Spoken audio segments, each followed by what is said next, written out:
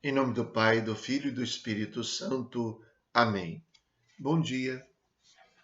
Hoje celebramos a memória de São Gregório Magno, Papa e Doutor da Igreja. Do Evangelho segundo São Lucas.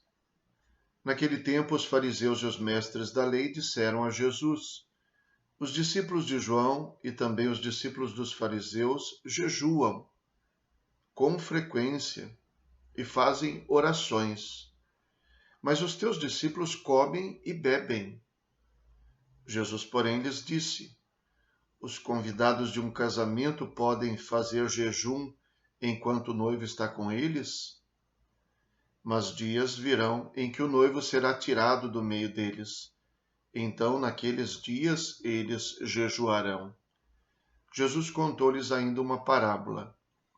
Ninguém tira retalho de roupa nova para fazer remendo em roupa velha. Senão vai rasgar a roupa nova e o retalho não combinará com a roupa velha. Ninguém coloca vinho novo em odres velhos, porque senão o vinho novo arrebenta os odres velhos e se derrama, e os odres se perdem. Vinho novo deve ser colocado em odres novos. E ninguém, depois de beber vinho velho, deseja vinho novo, porque diz: o velho é melhor. Palavra da salvação. Glória a vós, Senhor. Que tipo de religião nós vivemos? Ou como é que nós vivemos a religião? Jesus sempre falou da religião como vida e como um alívio, um consolo, uma força, não como peso. A religião não deve ser vivida como se fosse um verdadeiro sofrimento, embora a religião nos ensine, se é uma religião verdadeira e compatível com o cristianismo, a ter também sofrimentos, a acolher, encarar, enfrentar. Mas a religião, na verdade, é uma grande força e não uma fraqueza. É uma grande qualidade e não um defeito. Às vezes nós somos os piores propagadores da religião, porque a nossa vida pode parecer tão triste, tão sem graça, tão chata, tão incômoda, que é difícil esperar que alguém se interesse em viver essa religião. Mas o problema não está na religião. O problema está na maneira como nós a encaramos. Jesus fala de uma festa de casamento. Uma festa de casamento é sempre uma coisa grandiosa.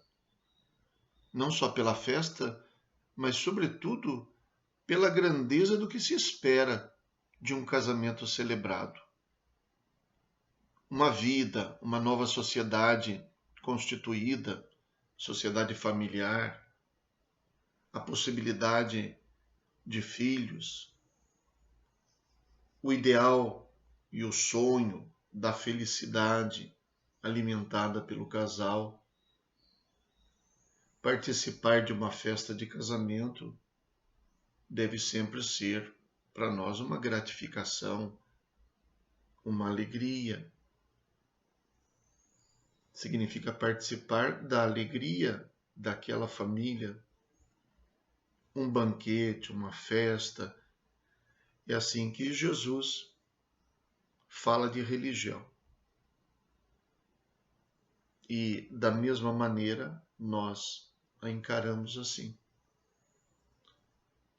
A religião não nos traz a ilusão de que não temos problemas, não nos leva a viver uma vida mecânica com um sorriso forçado e produzido nos lábios o tempo todo, não nos tira da realidade, nem impede que a gente se comova e chore diante dos sofrimentos, das perdas.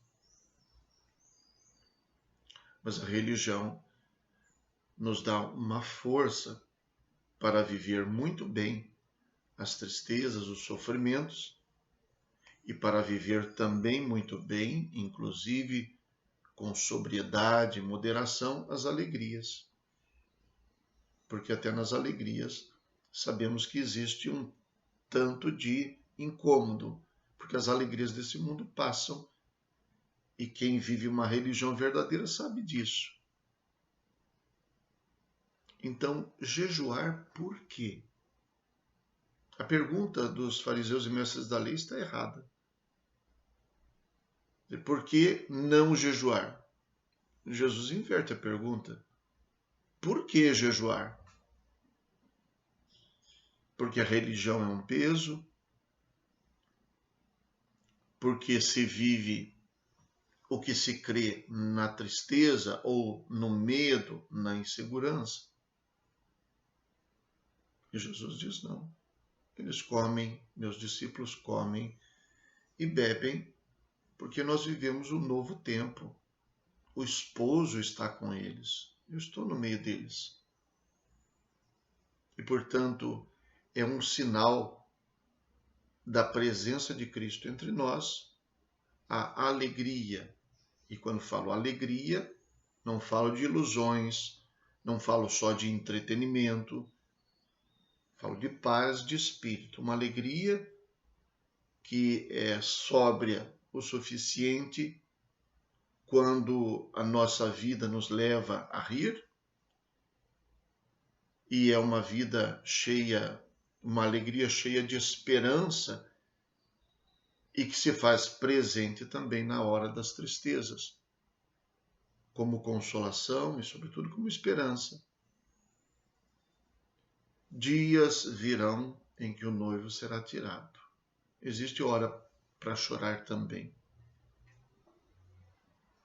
Mas, assim como o exemplo de Jesus, imagine que a gente vive a nossa religião como se ela fosse somente um peso. Está tudo errado, o mundo está perdido, só o pecado manda, Deus está furioso, estamos no fim dos tempos.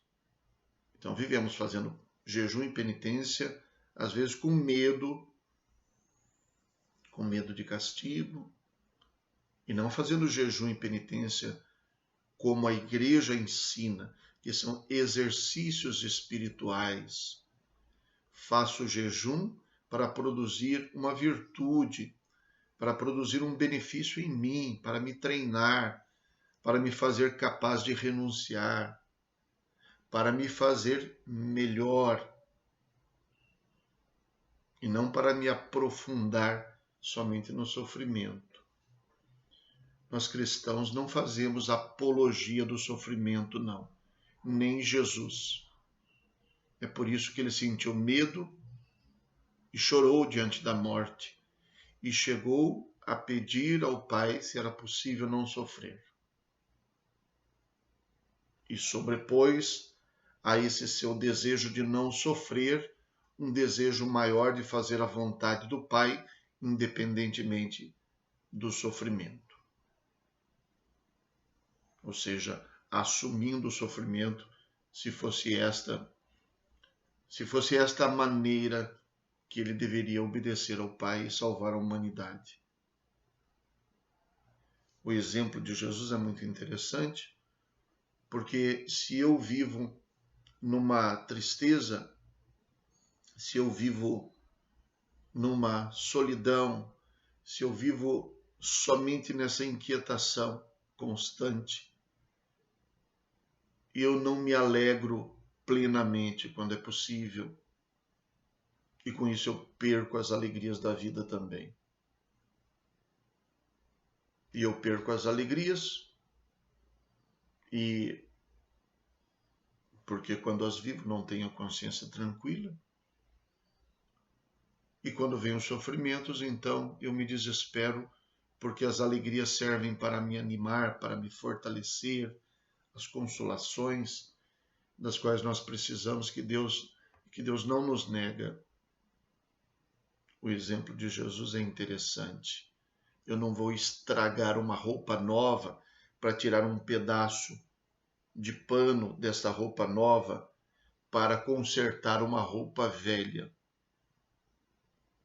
Assim eu perco a roupa nova, porque tirei um pedaço dela. E não vai funcionar, porque o tecido novo vai repuxar, vai encolher quando for lavado, e o remendo então não vai ficar bem. Assim eu perco a roupa nova e a roupa velha. Os odres, se são velhos, o vinho novo que ainda produz uma reação química que faz com que ele fique melhor, inclusive, como diz Jesus no final do Evangelho. Mas essa reação química vai estragar os jarros onde está o vinho.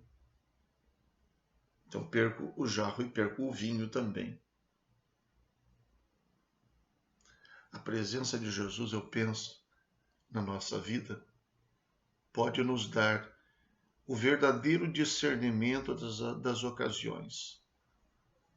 Pode nos dar a sobriedade para as alegrias e a paz de espírito e a consciência tranquila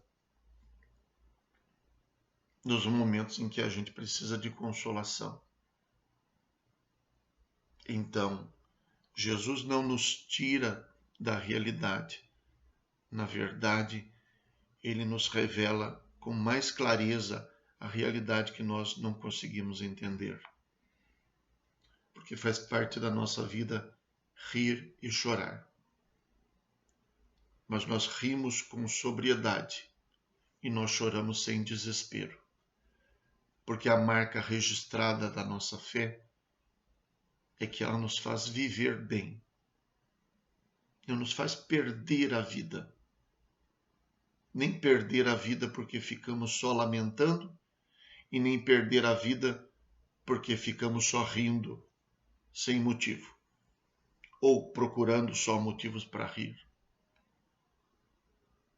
De fato, Jesus sabe porque seus discípulos não jejuam ainda. E seria muito bom que nós soubéssemos por que fazemos as coisas que fazemos. E soubéssemos, sobretudo, a motivação da fé que nos faz cada vez mais fortes diante de todas as situações e capazes de rir quando é para rir e de chorar quando é para chorar. Rezemos. Ó Deus, que cuidais do vosso povo com indulgência e o governais com amor, dai pela intercessão de São Gregório Magno o espírito de sabedoria àqueles a quem confiastes o governo da vossa Igreja, a fim de que o progresso das ovelhas contribua para a alegria eterna dos pastores. Por nosso Senhor Jesus Cristo, vosso Filho, na unidade do Espírito Santo. Amém. O Senhor esteja convosco. Ele está no meio de nós. Abençoe-vos Deus Todo-Poderoso, Pai, Filho e Espírito Santo. Amém. Bom dia. Fiquem com Deus.